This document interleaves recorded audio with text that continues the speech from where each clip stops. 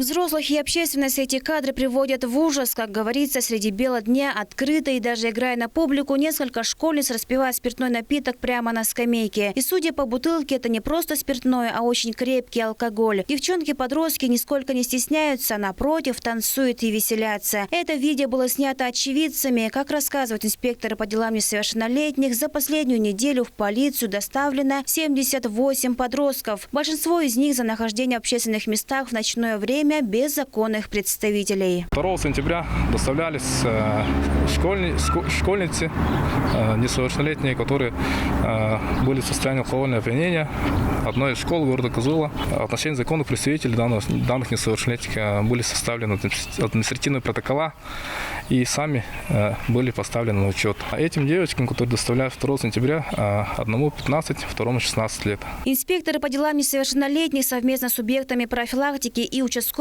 продолжают рейдовые мероприятия и выявляют детей и подростков, которые находятся вне семьи, бродяжничают или находятся в социально опасном положении. Семьи, где дети состоят на профилактическом учете, инспекторы совместно с участковыми посещают каждый месяц. По семьям работаем. Это семьи, которые состоят на учете, которые отрицательное влияние делают на своих детей, а именно распивают спиртные напитки.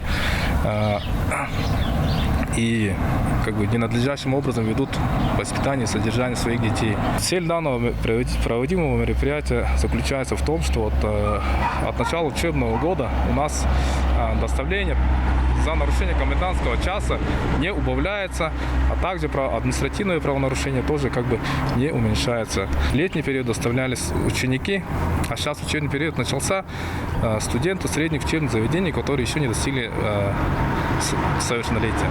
Проверяем, как они живут, жилищные условия проверяем, родителей проверяем. Но эти семьи состоят у нас на учете, получается. Но мы к ним домой ходим, получается, каждый месяц проверяем.